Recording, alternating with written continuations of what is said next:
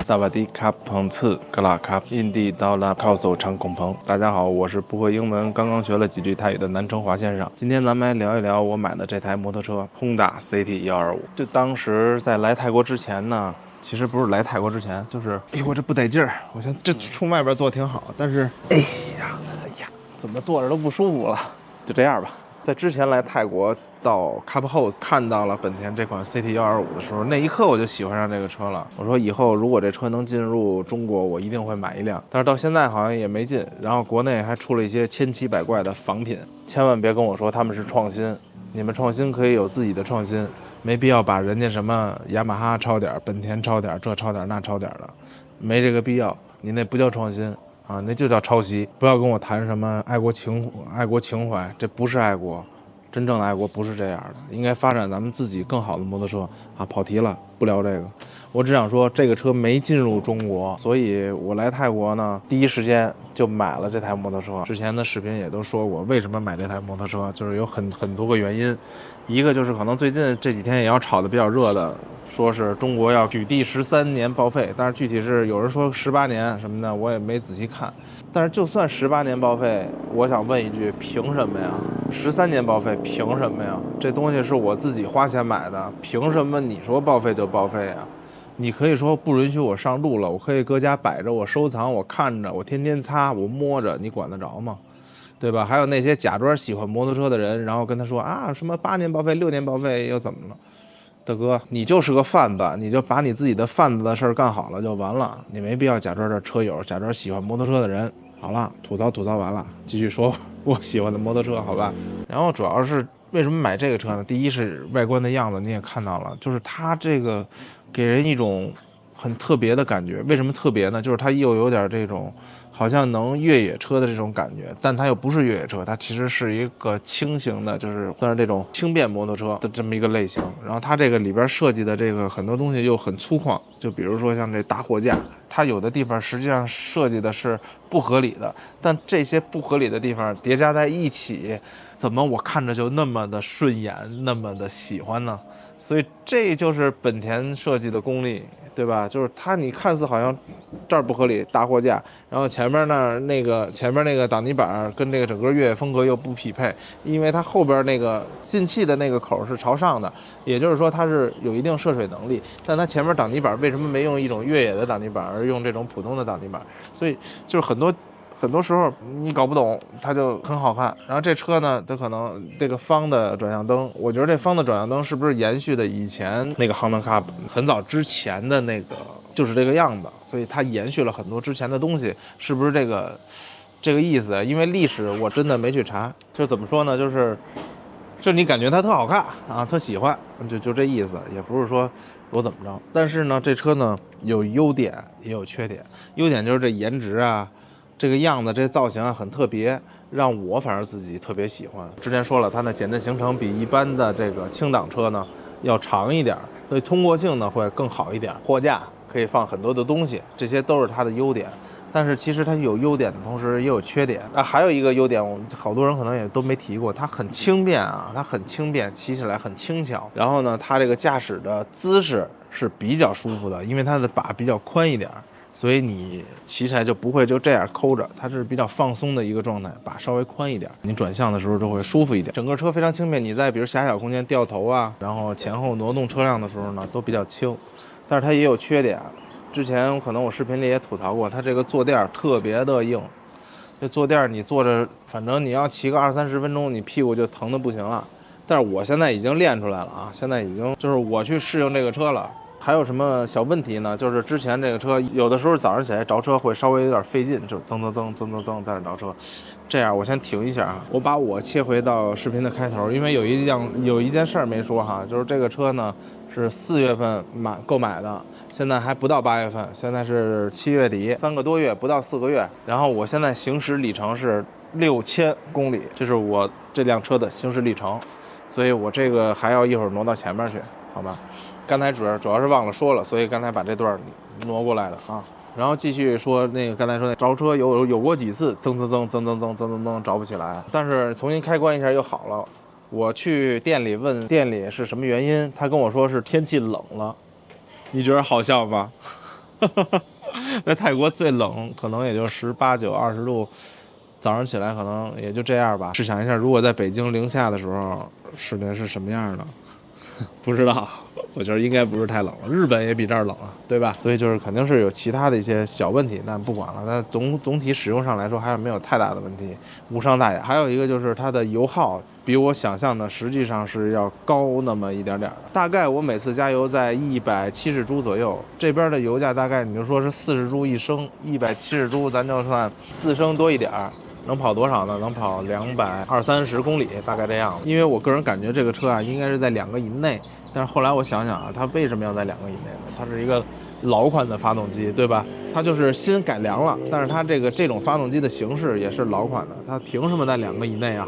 所以后来费这点油呢，我也就理解了。然后还有另外有几点呢，就是这个车的轮胎呢，使了4个月6000公里吧，它上边已经有很多小的龟裂了。可能轮胎的质量稍微差那么一点，而且这个轮胎是带内胎的，就是它经常会可能1周就从2.3的胎压变成了1.6，所以就经常需要打气。当然这些都有办法解决啊，你可以换轮毂、换轮胎啊，换那种真空胎，就解决了这些问题啊。但是我觉得我想把这条至少使废了，我再换啊。还有什么问题呢？刚才说到哪儿了？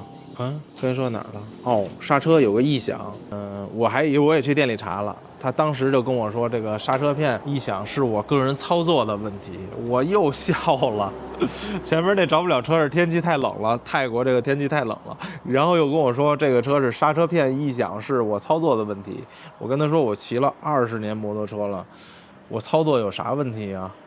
他说是你没清洁干净。我说我这有点常识都知道，就算那个刹车盘片旁边有小石子儿，也不至于把刹车片弄成这样。它能这样的异响的原因，我其实特别清楚，就是刹车片和刹车盘这2个材质不太匹配啊，就是或者换句话说是摩擦系数啊，或者什么专业的我就不知道了。但是大体是这意思，它俩如果是匹配的，就不会发生这种异响或者这么严重的磨损。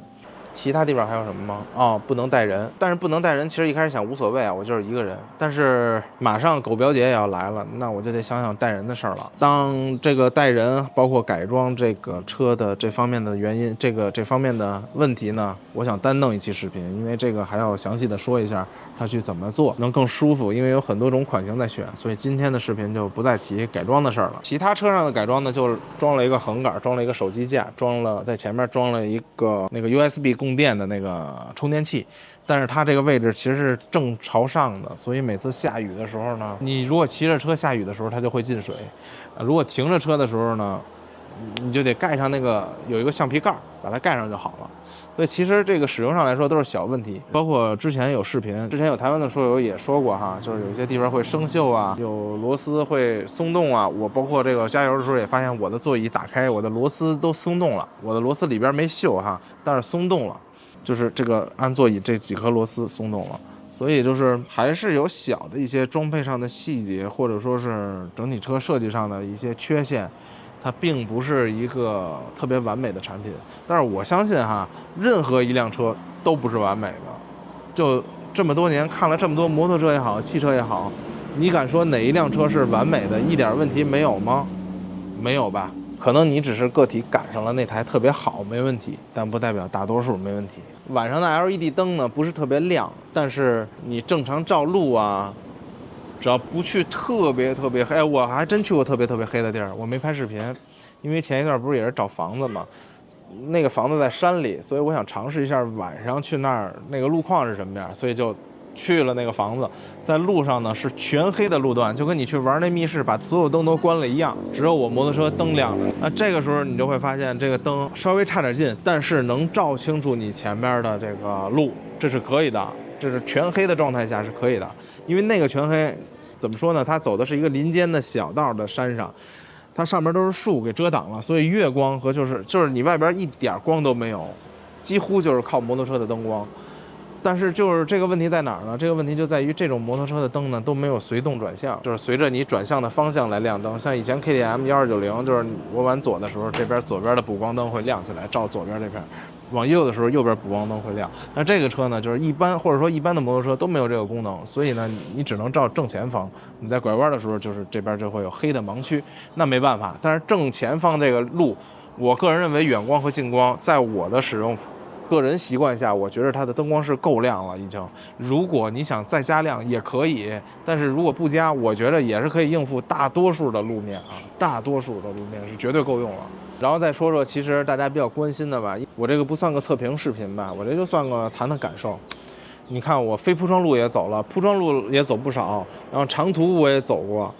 山路我也走过，对吧？就是很多路我都走了，但是有一点啊，涉水还没走过呢。我想找那么一地儿没找着，但是看他们有很多泰国朋友也都去过那种涉水的路面，但我还没去过呢。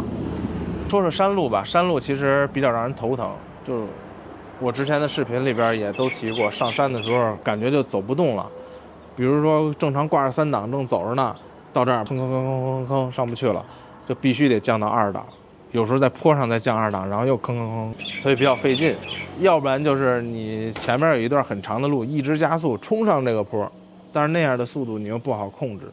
所以这个车呢，我到现在还改装了一样东西，就是牙盘。但改装牙盘的同时呢，又改装了链条。这东西就是有得有失。改装了42尺的牙盘，原来是38还是39啊？我记不清楚了。真记不清楚了，因为我对数据其实并没有那么敏感，因为数据不是感受，数据只是账面的技术参数，它不能直接转化成感受。当然有关系啊，但不绝对。改的是42尺，但很便宜啊，就是链条、前牙盘、后牙盘加一起，您猜多少钱？加安装费哈，100铢啊，不呸。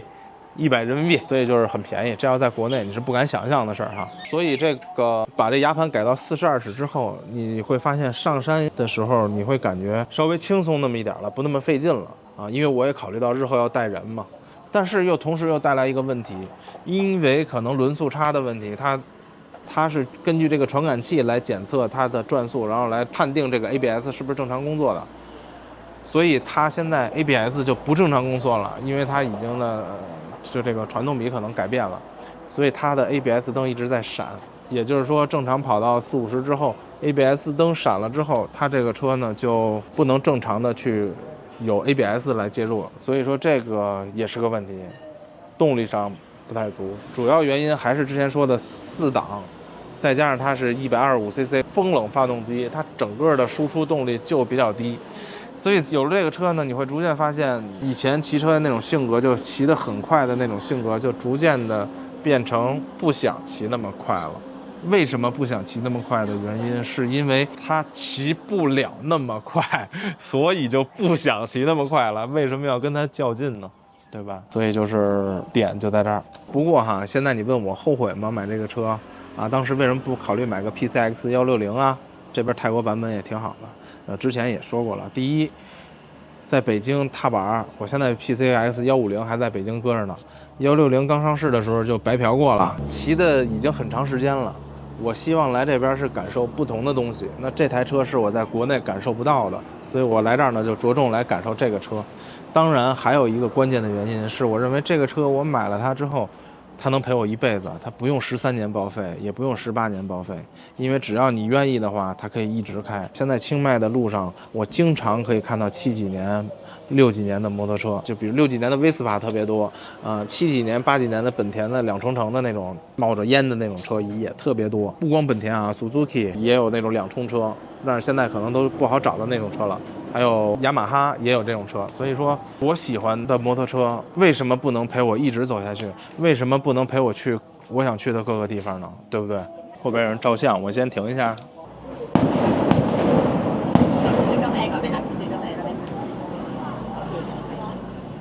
能看见吗？这里边？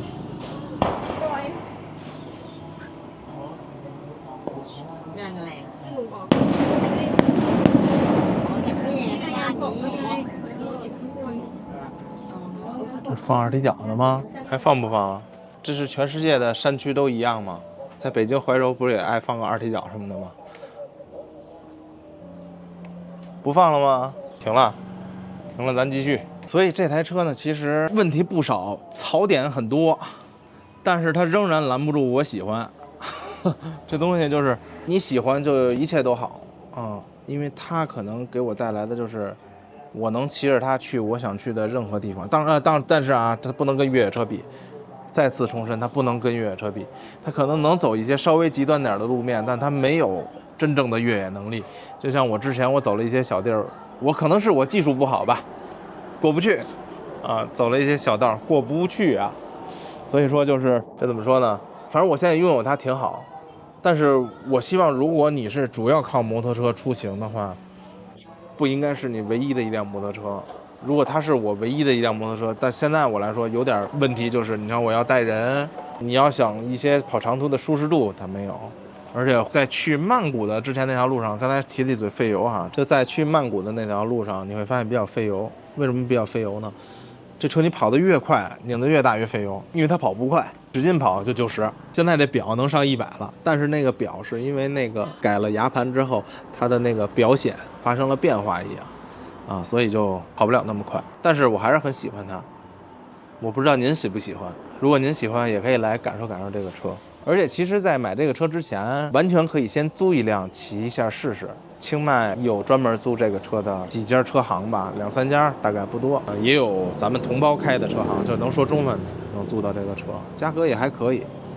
但是我买这车之前就是毅然决然吧，就喜欢就行了。你足够喜欢这个东西的时候，你足够爱这个东西的时候，这个东西的一切都好像不那么重要了。那好吧，今天的视频就到这儿吧。今天就是一个周末。然后没有什么事情，就来到山里边一个咖啡馆里坐坐，喝杯咖啡。咖啡没那么好喝，但这个环境值了，对吧？然后跟大家简单聊聊我的摩托车，也希望您喜欢我的视频，也希望您能喜欢我喜欢的摩托车，或者您喜欢别的摩托车，也可以成为车友。